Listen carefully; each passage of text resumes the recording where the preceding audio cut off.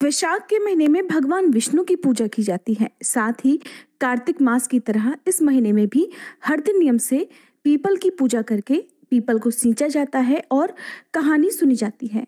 आज के इस वीडियो में आप सुनेंगे वैशाख मास में हर दिन सुनी जाने वाली पीपल सींचने की कहानी। अगर आज की ये कहानी आपको पसंद आए तो कहानी सुनने के बाद वीडियो को लाइक करके वैशाख के महीने में हर दिन इस कहानी को जरूर सुनिएगा। बहुत समय पहले की बात है। एक गांव था। उस गांव में एक परिवार रहा करता था। उस परिवार में भाई, भाभी और एक ननद थी। भाभी और ननद एक दूसरे से बहुत स्नेह रखती थी। ननद की अभी शादी नहीं हुई थी और भाभी अपनी ननद से स्नेह रखने के कारण सदा उसे अपने साथ ही रखती थी। जहां भी वो जाती अपनी ननद को साथ लेकर जाती थी।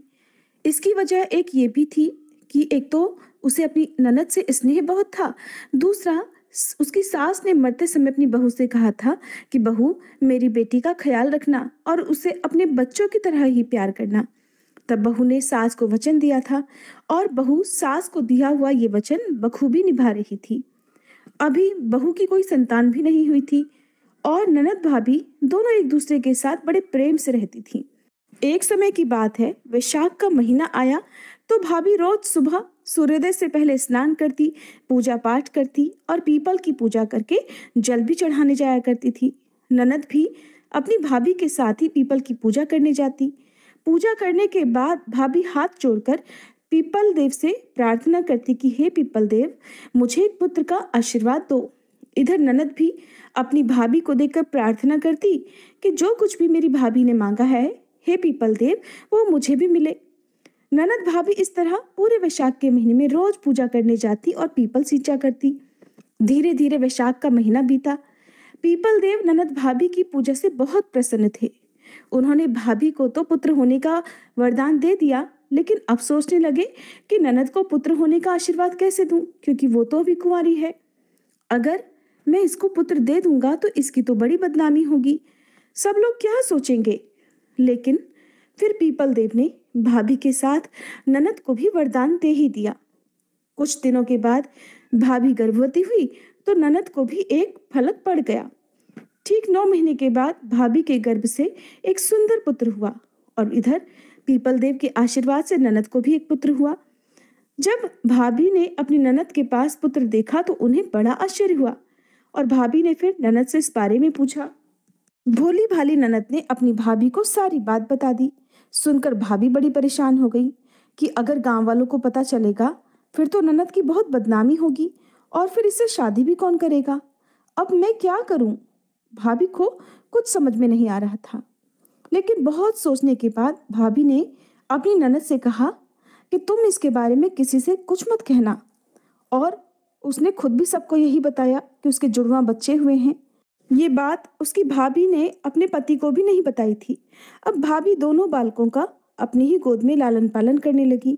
समय बीता तो एक दिन भाभी पानी भरने के लिए कुएं पर गई। जाते जाते ननद रानी से कह गई कि ननद रानी, मेरे बच्चों का ख्याल रखना। उधर भाभी के जाते ही उसमें से ननद वाला बच्चा रोने लगा तो उसने उसे अपनी गोद में उठाया और कहने लगी, बिना बाप का कांधा बोल कहाँ से आया। वो ऐसे ही बोले जा रही थी, तभी उसका भाई वहां पर आ गया और उसने अपनी बहन की सारी बात सुन ली। उसने उस समय अपनी बहन से तो कुछ नहीं पूछा, क्योंकि वह सोच रहा था कि अगर मैं अपनी बहन से पूछ लूंगा तो वह बहुत शर्मिंदा होगी। इसलिए उसने सोचा कि जब मेरी पत्नी कुएं से पानी भरकर वापस आ जाएगी तब उसी से पूछूंगा।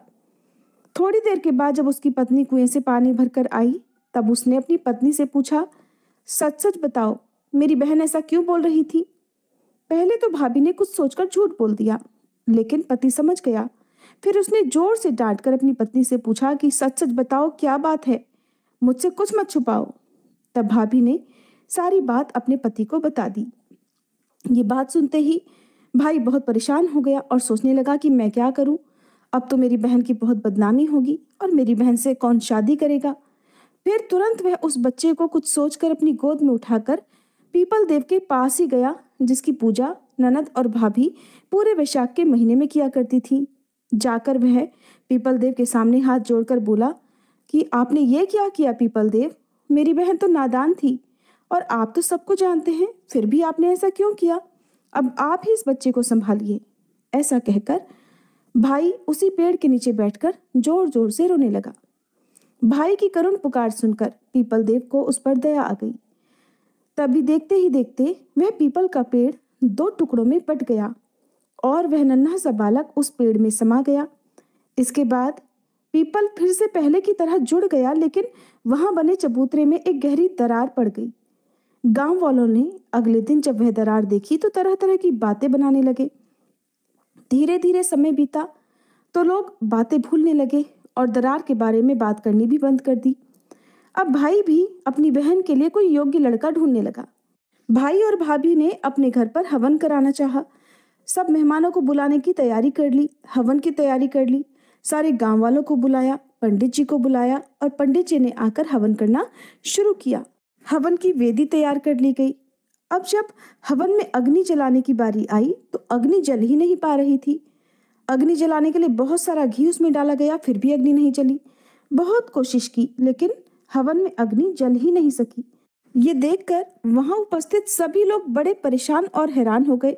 सोचने लगे कि ऐसा क्यों हो रहा है। तब सभी भाई से कहने लगे कि कहीं ऐसा तो नहीं कि तुम किसी को भूल गए हो, तुमने इस हवन में किसी को निमंत्रण ना दिया हो, अपने मान भांजी को भूल गए हो। लोगों की बात सुनकर भाई कहने लगा, नहीं, मैंने तो सभी लोगों को बुलाया है, मैं तो किसी को नहीं भूला। हजार कोशिश करने के बाद भी हवन में अग्नि प्रज्वलित नहीं हुई। तब एक योगी पंडित को बुलवाया गया। वह पंडित जी सभी वेदों के ज्ञाता थे। उन्हें सारी बात बताई गई। तब पंडित जी ने आंखें बंद कर ध्यान लगाया।